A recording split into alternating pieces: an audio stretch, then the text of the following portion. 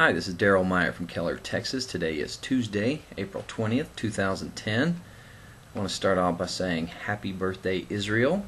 62 years old as a nation that has been recognized by the world, even though Israel has been in existence for over 5,000 years now. Jewish people have lived in that area.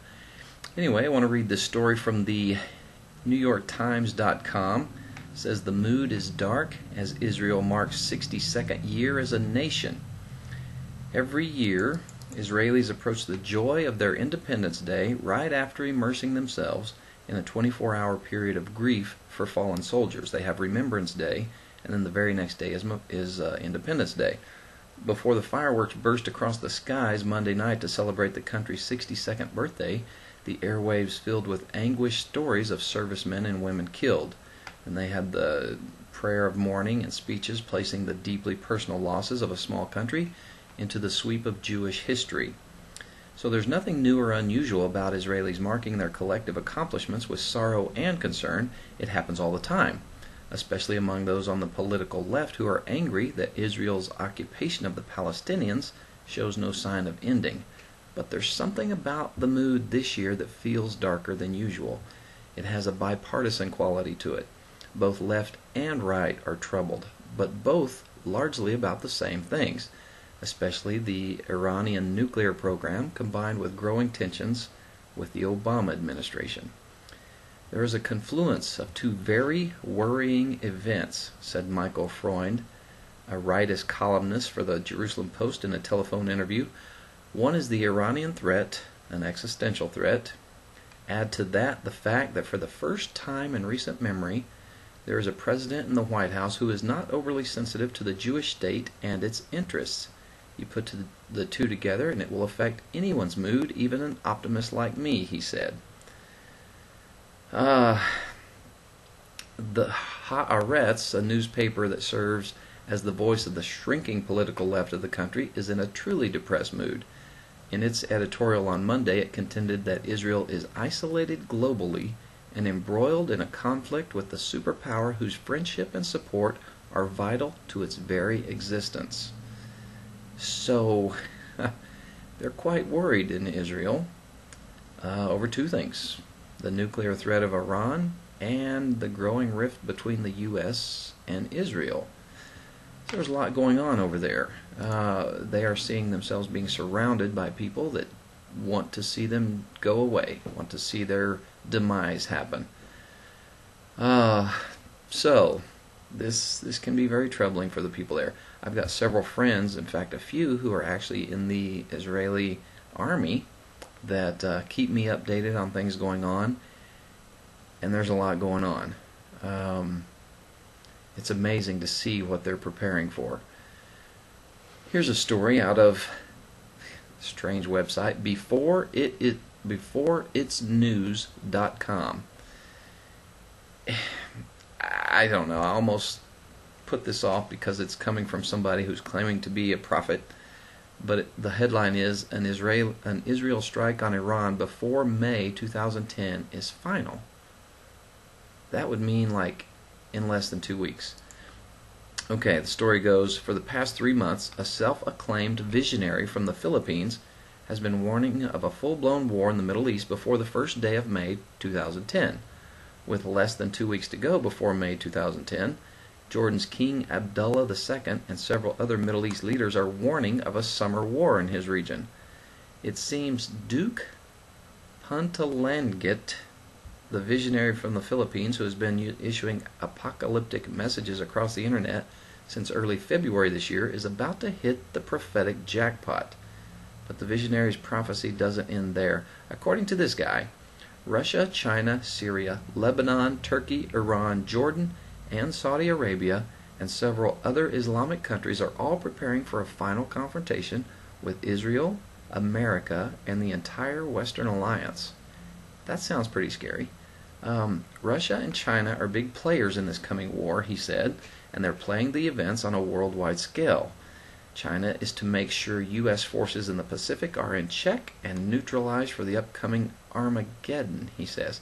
Now we know it can't be Armageddon because that comes at the final 7 years of the tribulation period, and the tribulation period starts with the signing of the peace agreement, the confirmation of the covenant that pretty much recognizes Israel's right to exist, that finalizes the status of Jerusalem, and finalizes the status of the Temple Mount. So when we see that confirmation of the covenant, we'll know it's 7 years until Armageddon and the return of Jesus Christ. But this guy is saying this will happen before May 1st. Curious to see if he's right. Also goes on to say that President Obama will be shot and that the bullet will follow the path of an L. How's that work? He also advises Pope Benedict XVI not to travel away from Rome. Also says this man is from the Philippines. He has been given revelations concerning the third secret of Fatima and intimate details concerning the papacy of the end times. Of course, this is an alias and not his real name. The visionary says he will reveal his true identity soon after these events have taken place. Let's keep an eye on this guy, see what becomes of it. Is this the guy who claims to be Maitreya that will make his face known? I don't know. Speculation. Here's a story out of Yahoo.com. Egypt seeks UN pressure on Israel over nuclear arms. Israel may come under new pressure next month at a UN meeting on atomic weapons as the United States, Britain, and France consider backing Egypt's call for a zone in the Middle East free of nuclear arms. They're going to meet at the UN headquarters in New York from May 3rd to May 28th. And this is all about nuclear powers to disarm. Israel, like India and Pakistan, never signed the Non-Proliferation Treaty and is not officially attending the conference. The Jewish state is presumed to have a sizable nuclear arsenal, although it has never confirmed nor denied this. Curious to see what happens there. Okay, here's another story out of Reuters.com. North Korea is getting ready for a third nuclear test. That alone is scary. I think they go a while without being in the news and they suddenly have to make sure that we hear about them. Here's a story out of BostonHerald.com. An Iranian cleric says promiscuous women cause earthquakes. This just made me laugh. A senior Iranian cleric says women who wear immodest clothing and behave promiscuously are to blame for earthquakes. I feel the earth move. Sorry. This just kind of cracks me up. This guy is saying women that dress the way they dress, leading young men astray, causes increased earthquakes. Wow, that's amazing that somebody would even say this or suggest it, but it's this story right here out of Reuters or BostonHerald.com is telling us that. Okay. Wow, I don't have much time. Anyway, I want to talk to you about how Jesus feels about sinners. If you read in Luke 15, it says, Then all the tax collectors and the sinners drew near to him and to hear him. And the Pharisees and scribes complained, saying, This man receives sinners and eats with them.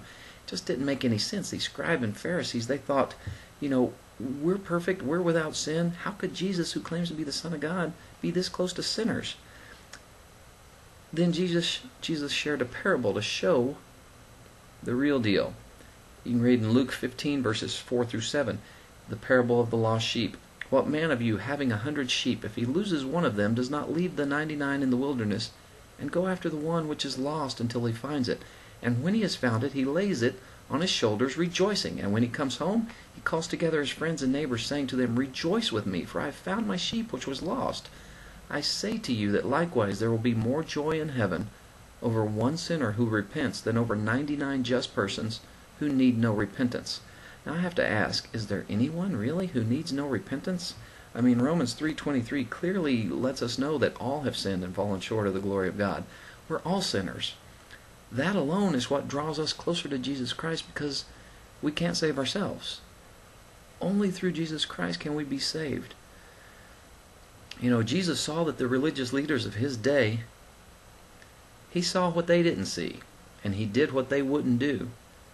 And we should be thankful he did it, because all of us are represented in this parable. In fact, it is this same shepherd's heart that reaches out to us and rescues us. You know, in John 14:6, my favorite verse in the whole Bible, Jesus said, "I am the way, the truth, and the life.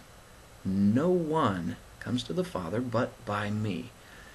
You know, a lot of people like to argue Jesus wasn't God. But I present to you, here was a man. He was 100% man. He was 100% God. He was the Son of God. He worshipped and prayed to his Father in heaven. But here was a man who lived a life without sin. And I tell you, a man of flesh can't do that. None of us can. He had to be from God. He had to be God because he lived a life without sin. He transfigured in front of many people, and he assumed another form on more than one occasion. Trust in Jesus. He's the only way to be saved from the fires of hell. God bless you. Good Lord willing, I'll see you again tomorrow.